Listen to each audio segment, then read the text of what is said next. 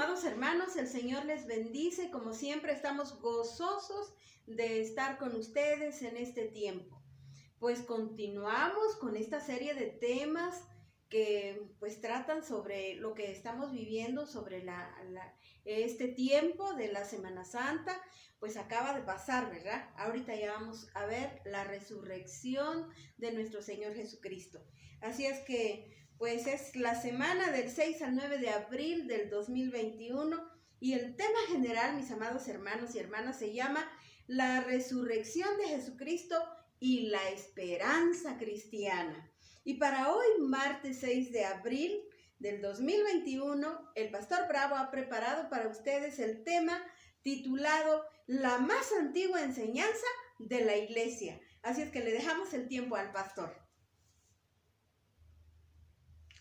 Este domingo 4 de abril acabamos de celebrar la resurrección de nuestro Señor Jesucristo como el punto culminante y final de la Semana Mayor.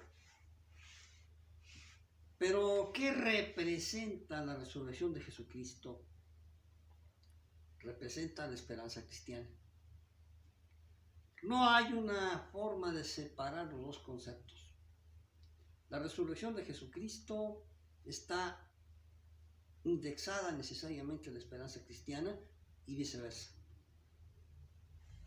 ¿Por qué? ¿Cómo es esto? En primer lugar, topamos con el problema mayúsculo de cómo puede resucitar un muerto y qué pruebas tenemos de la resurrección de Jesucristo, independientemente de las pruebas que el propio cristianismo ofrece.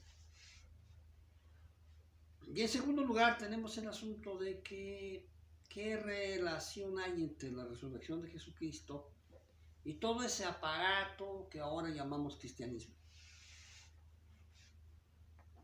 El primer escrito cristiano del que tenemos noticia es la primera carta de Pablo a los Corintios, que dedica todo un capítulo, por cierto, muy largo, de 50 y tantos versículos, al tema de la resurrección.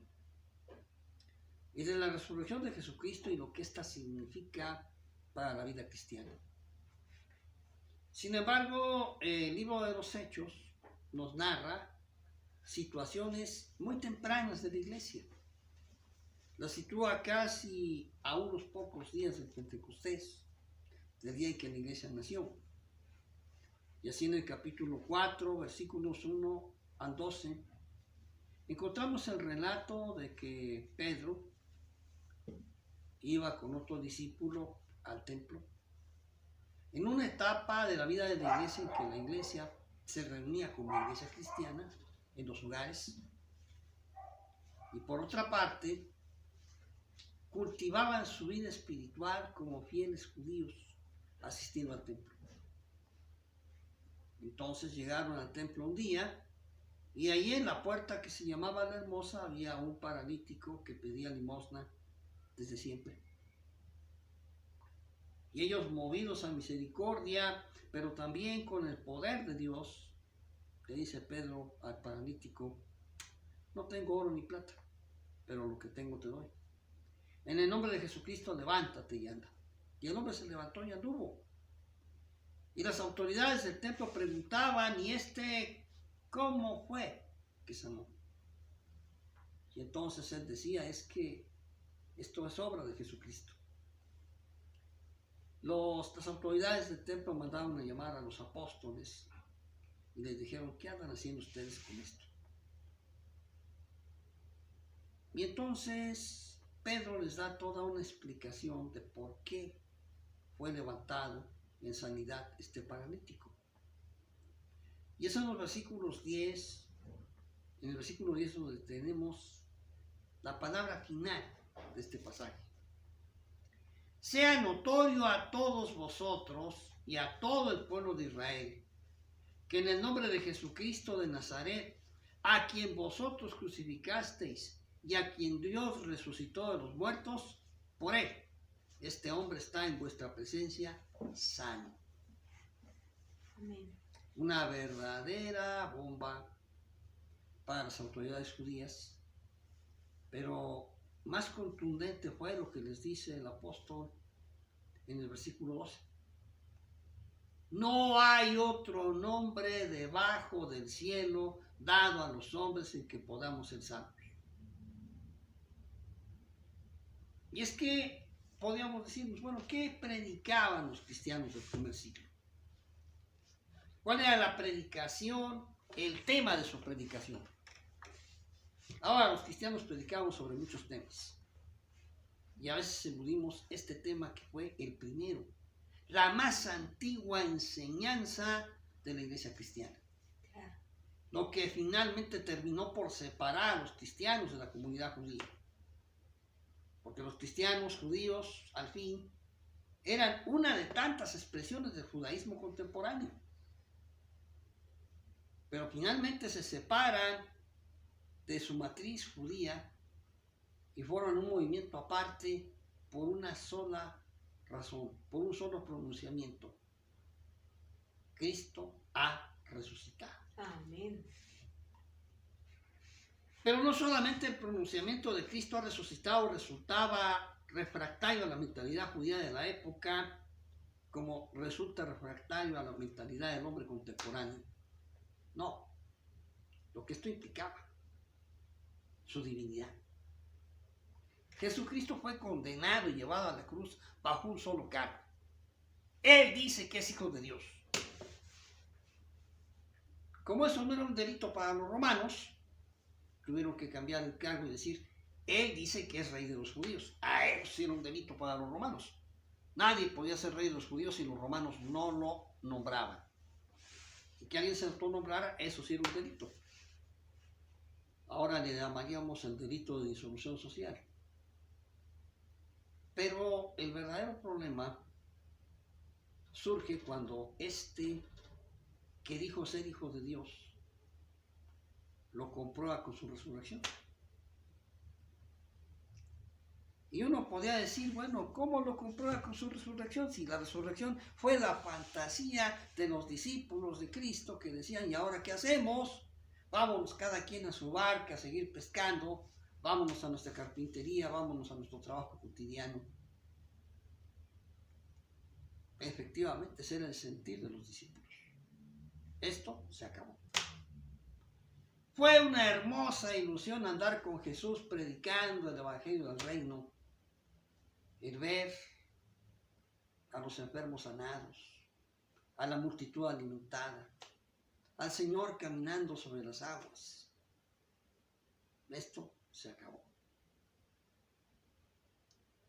Y en la depresión de una frustración tan grande, las mujeres, el sector marginal y despreciado por la comunidad judía, son las primeras que llegan y dicen, es que el cuerpo del Señor no está.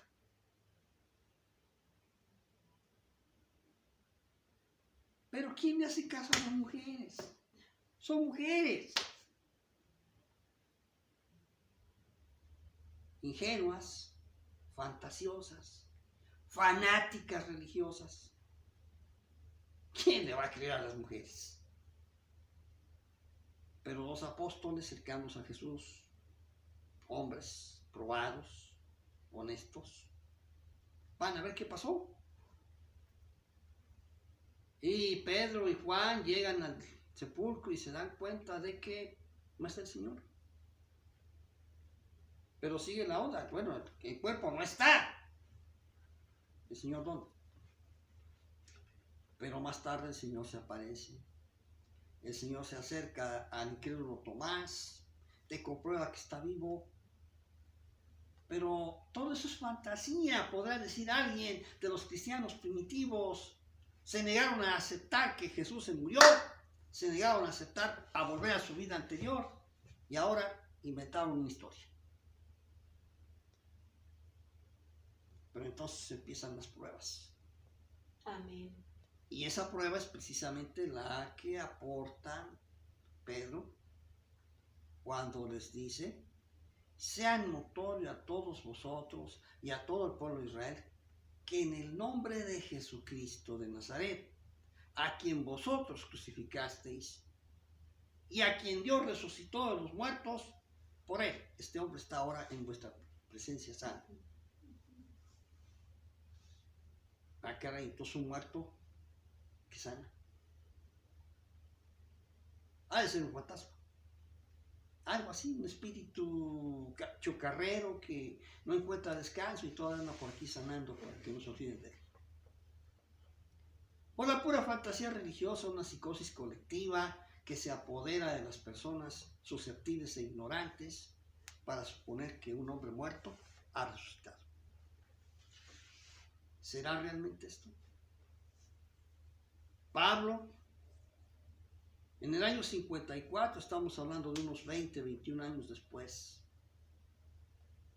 habla de esto con la certeza de alguien que le consta, porque lo ha visto resucitado en el camino a Damasco. Pero además que es un líder de una comunidad de miles de personas que en 20 años se han aglutinado en varias comunidades y todos proclaman: el Señor ha resucitado. Ahora, cuando vamos a un templo cristiano, a la salida es común que los cristianos se despidan con esta frase: Dios te bendiga. Dios te bendice. O frases equivalentes. ¿Cómo se saludaban los cristianos de aquella época? Con esta frase: el Señor ha resucitado. Marán Ata. Ven, Señor Jesús. Amén. ¡Qué locura de esta gente! Miles de locos en apenas 20 años. Bueno, hay enfermedades muy contagiosas. Pero, ¿cuándo terminaría esa enfermedad contagiosa? ¿Cuándo terminará esa pandemia? ¿Cuánto dura una pandemia? Veamos qué dice la historia. Pero antes de ver lo que dice la historia, hay un hecho fundamental. Cada uno de aquellos que dicen que ha resucitado, lo conocen personalmente. Pocos mexicanos conocemos personalmente al presidente de la República, pero entre los cristianos, la mayor parte conoce personalmente al que ha resucitado. Oremos. Amoroso Padre Celestial, cuántas gracias te seguimos dando, Señor, por tu palabra maravillosa. Gracias, Señor, por esos escritos antiguos que nos hablan, Señor, de los testigos de la resurrección. Gracias, Señor, porque a las mujeres te revelaste, Padre. Revelaste el secreto más grande del universo, tu resurrección. Te alabamos y te bendecimos, Padre. Y quizás, Señor, entre tu pueblo habrá cristianos que se encuentren como aquellos apóstoles. ¿Y ahora qué hacemos? En esta pandemia, con esta enfermedad, con el problema económico, con tantas cosas. Pero hoy nosotros sabemos que tenemos esperanza. Igual que los apóstoles, cuando vieron a Jesús, entendieron que había mucho trabajo, que no podían decir: ¿y ahora qué hacemos? Ya no cabía esa palabra. Y hoy, en la actualidad, nosotros tampoco podemos decir: ¿y ahora qué hacemos? Porque, Padre, tú has resucitado, Señor Jesús. Y nos has dejado una tarea. La tarea de decir a otros: Jesús ha resucitado. Y porque Él vive, nosotros también vivimos. Gracias, Señor, porque en tu nombre se hacen milagros. Porque en tu nombre se levanta el enfermo. En tu nombre se une la pareja. En tu nombre encuentra empleo el que no lo tiene. En tu nombre se alegra el que está triste. En tu nombre hay vida nueva y vida abundante. Te alabamos, Señor. Glorificamos tu nombre y reconocemos que todo lo bueno que tenemos viene de ti. Bendito sea, Señor. Gracias, Padre, en el nombre precioso de Jesús y en el Espíritu Santo. Amén. Hermanos, damos gracias a Dios por este tema tan maravilloso. Sí, es cierto. El Señor ha resucitado y porque ha resucitado, nosotros tenemos una nueva vida.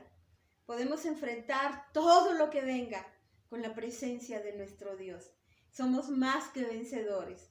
Él venció la muerte y nosotros en su nombre podemos vencer cualquier circunstancia. Así es que gloria al nombre de nuestro Señor Jesucristo.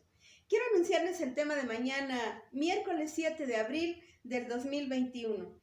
Hermanos, el tema es muy interesante. Se llama el asombroso crecimiento del cristianismo primitivo. Y eso es lo que tenemos para mañana, así es que están cordialmente invitados. Dios les bendice, mis hermanos.